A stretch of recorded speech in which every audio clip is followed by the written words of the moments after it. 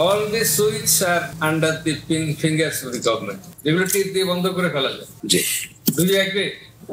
তাহলে আমরাও ধরে নিতে পারি এই কথার প্রেক্ষাপটে যে বর্তমান সরকার বা রাষ্ট্র সেই সুইচগুলির কোনটা ব্যবহার করতেও পারে না ট্রাইব্যুনাল বিচারের ক্ষেত্রে। তাহলে কি ধরে নেব মাই লর্ডশিপের সঙ্গে এই কথার সঙ্গে একমত পোষণ করে আমি ধরে নেব যে এই বিচার এই যে মানে রাষ্ট্র যা চাবে তাই হবে? প্রাইম মিনিস্টার যে ইন্টারফেয়ার করেছে এরকম কোনো ডকুমেন্টস আসছে? আপনি যেটা বলেছেন সেটা অনুমান ভিত্তিক, মাননীয় আদালত যেটা বলেছেন অনুমান ভিত্তিক। শেখ হাসিনা ও আসাদুজ্জামান খান কামালের সর্বোচ্চ শাস্তি মৃত্যুদণ্ডের আবেদন করে প্রসিকিউশন। একই সঙ্গে তাদের সম্পত্তি বিক্রি করে আহত নিহত জুলাই যোদ্ধাদের ক্ষতিপূরণের দাবি জানানো হয়েছে। এ সম্পর্কে 5 কর্মদিবস যুক্তিতর্ক উপস্থাপন করে রাষ্ট্রপক্ষ। আসামিপক্ষের যুক্তিতর্কে রাষ্ট্রনিযুক্ত শেখ হাসিনার আইনজীবী আমির হোসেন বলেছেন, সরকার চালাতে গিয়ে কিছু ভুল ত্রুটি হতেই পারে। শেখ হাসিনারও তেমন কিছু ভুল ত্রুটি হয়েছে হয়তো। আন্দোলন চলাকালে হাসিনা যে বলেছিল মুক্তিযোদ্ধাদের ছেলেরা চাকরি পাবে না, পাবে কি রাজাকারের নাতিপুতিরা?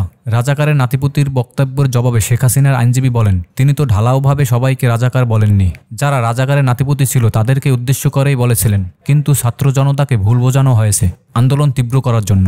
ছাত্র জনতাও হাসিনার বক্তব্য ভুলভাবে বুঝেছেন। আমির হোসেন বলেছেন, শেখ হাসিনার বিরুদ্ধে যেসব চার্জ আনা হয়েছে এগুলো সঠিক নয় আমার মতে। সাক্ষ্য প্রমাণে প্রসিকিউশন অভিযোগ প্রমাণ করতে সক্ষম হয়নি। যেহেতু সাক্ষ্য প্রমাণে তা প্রমাণ হয়নি, সেহেতু আমি শেখ হাসিনা ও আসাদুজ্জামান খান কামালের খালাস প্রত্যাশা করছি। সোমবার বিচারপতি গোলাম মর্তুজা মজুমদারের নেতৃত্বাধীন ট্রাইব্যুনাল 1-এ যুক্তিতর্ক উপস্থাপনকালে তিনি এসব কথা বলেন। রাজাকারের নাতিপুতি এই প্রসঙ্গটা আসতেছে যে রাজাকারের নাতিপুতি, আমি ধারাবাহিকতা নষ্ট হয়ে যাচ্ছে।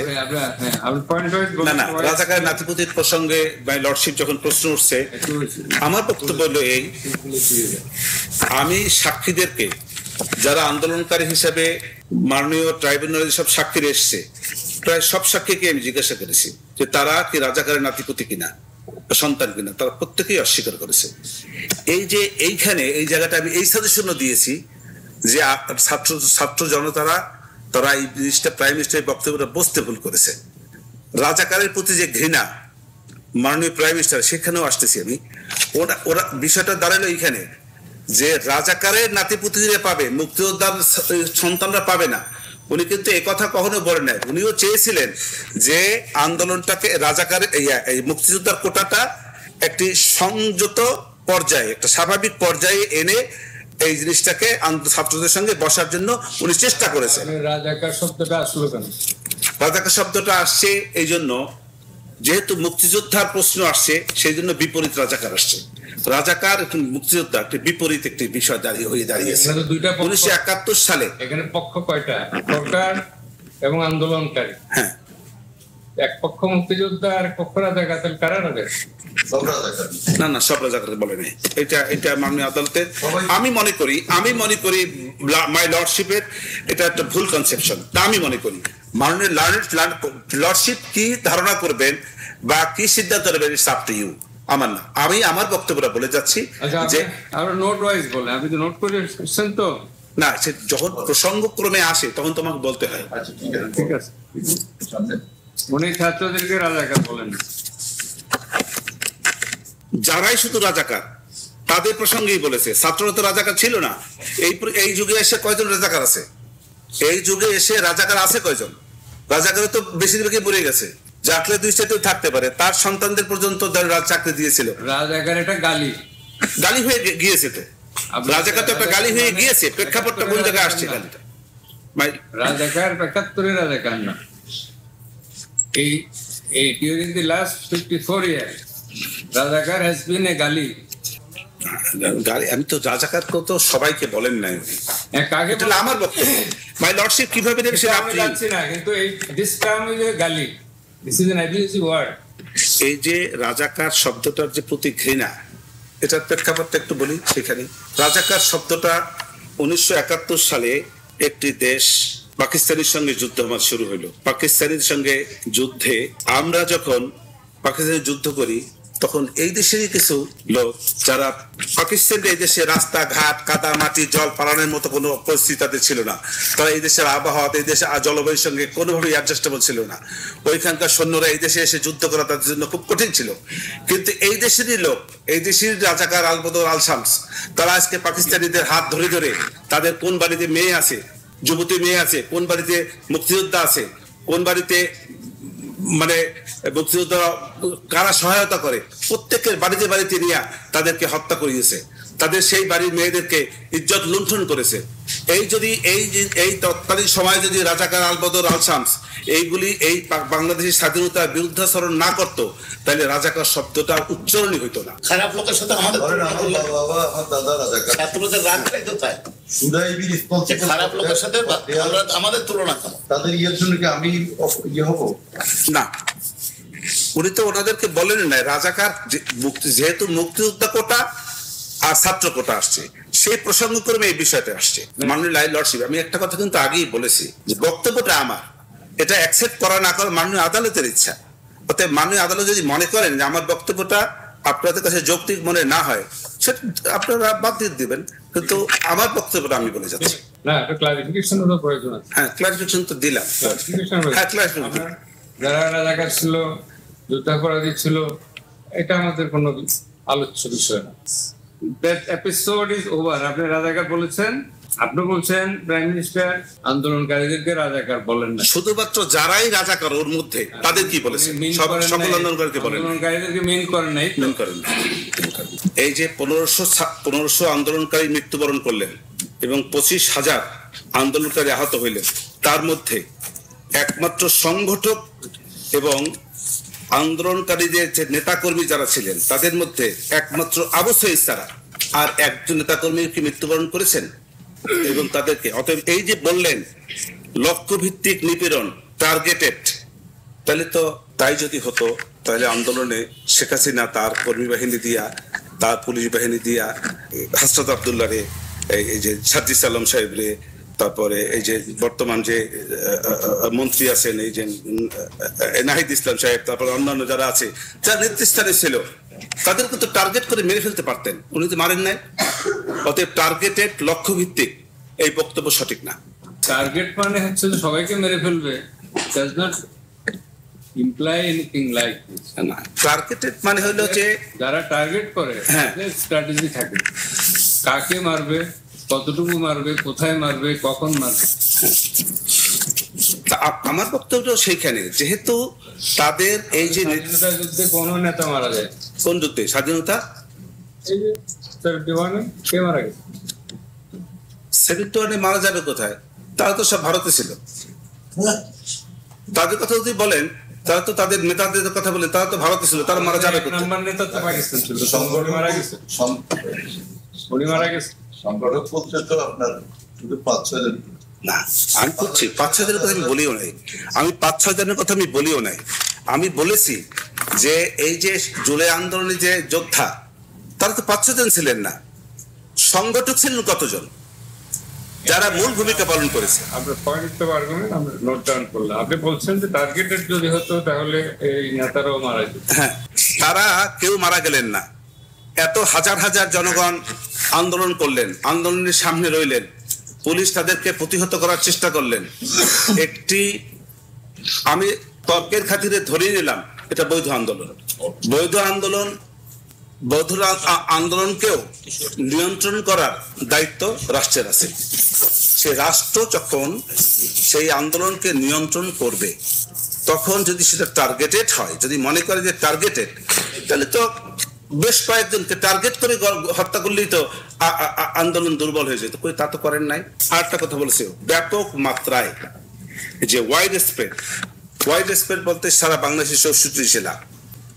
লার্নেড প্রসিকিউশন পক্ষ থেকে বলেছে 52টি জেলায় এই আন্দোলনের ব্যাপকতা ছিল এবং সেখানে এই শেখ হাসিনা, তারপরে আসাদুজ্জামান কামালরা সেসব জায়গায় তাদের ব্যাড অ্যাক্টিভিটিস পরিচালনা করেছেন।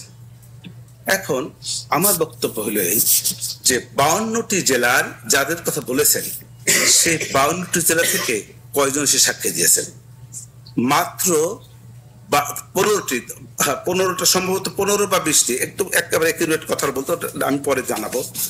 15 থেকে 20টি জেলা সাক্ষী দিয়েছেন। তাইলে 52টি জেলা থেকে যদি 20টি হয়, 3 ভাগের 1 ভাগ হইল না, প্রায় 20টি হবে না, কম হবে, তাই 3 ভাগের 1 ভাগও কম। তাইলে এই যে ব্যাপক মাত্রায় তাইলে সারা বাংলাদেশ থেকে 52টি জেলা থেকে যদি এসে বলতেন, এবং একজন না, সঙ্গে সঙ্গে প্রত্যেক জেলা থেকে 2 জন আসতে হবে, 2 জন এসে বলবে, একজনের সঙ্গে একজন করবেট থাকতে হবে যে এই ঘটনা ঘটেছে, তা কিন্তু হয়নি। অতএব যে ব্যাপক মাত্রায় যে কথাটা বলেছে, যে ব্যাপক মাত্রায় শেখ হাসিনা, আসাদুজ্জামান কামাল সারা বাংলাদেশে এই যে টার্গেট করে করে এরকম আন্দোলনকারীদেরকে মেরেছে এবং মানবতা বিরোধী অপরাধ করেছে, এই কথাটা সঠিক না। এই কথাটার সঙ্গে আমি সম্পূর্ণভাবে দ্বিমত পোষণ করছি। হোয়াইট স্প্রেড শুধু যাত্রাবাড়িতে হলেও হবে, widely amongst the members of the people.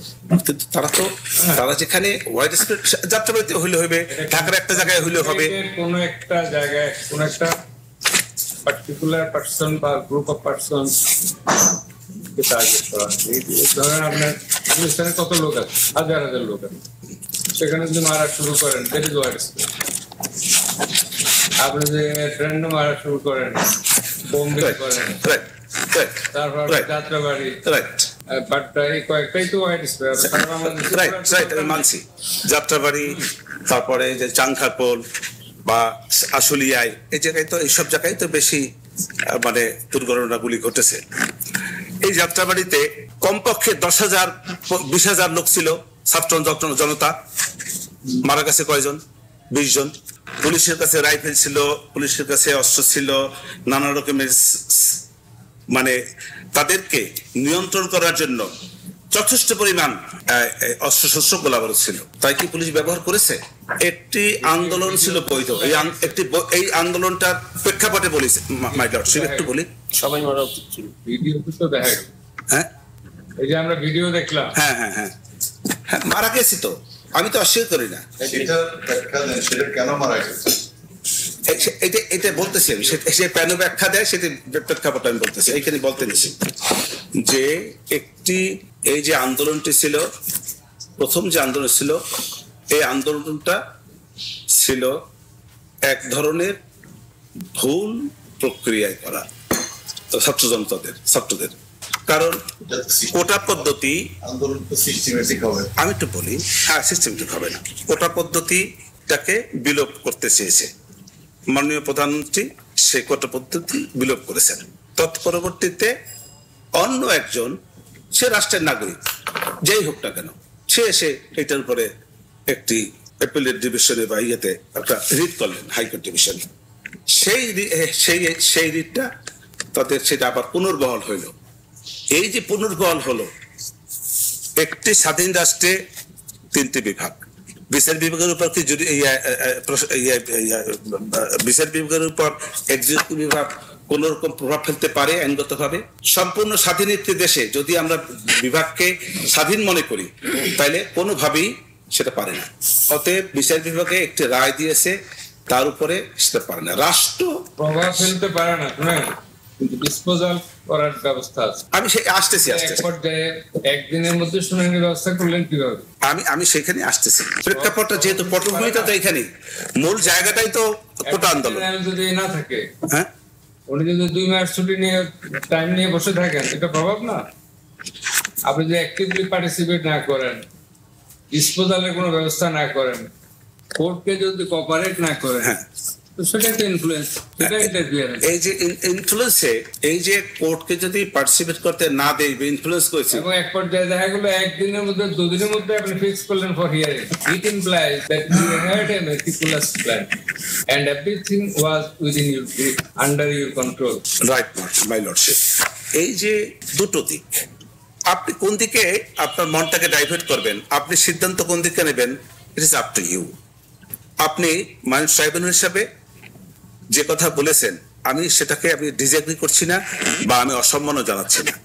আপনার কথার উপরে সম্মান জানিয়ে আমি বলতে চাই যে যদি ইন্টারফেয়ার করে, এখন প্রাইম মিনিস্টার যে ইন্টারফেয়ার করেছে, এরকম কোনো ডকুমেন্টস আসছে? আপনি যেটা বলেছেন সেটা অনুমান ভিত্তিক, মাননীয় আদালত যেটা বলেছেন অনুমান ভিত্তিক। আমি সেটা বলেন, pardon my lordship, prime minister interfere করে নাই, আপনি সেটা বলেন। সেটাই তো বলতেছি। প্রাইম মিনিস্টার ইন্টারফেয়ার করে নাই, মাননীয় ট্রাইব্যুনাল যে কথা বলেছেন, ইনফ্লুয়েন্স করা যায় না, কারণ সব ম্যাটেরিয়ালস গভর্নমেন্টের হাতে। এই যে আমরা এখন মামলা করছি, প্রসিকিউশন সাইড যদি অফ থাকে, we can not proceed at all. সুতরাং materials সব গভর্নমেন্টের হাতে। all the suites are under the fingers of the government। তাহলে কি ধরে নেব মাই লর্ডশিপের সঙ্গে এই কথার সঙ্গে একমত পোষণ করে আমি ধরে নেব যে এই বিচার এই যে মানে রাষ্ট্র যা চাবে তাই হবে? তাহলে মাননীয় আদালত ট্রাইব্যুনাল এই কথা হবে না।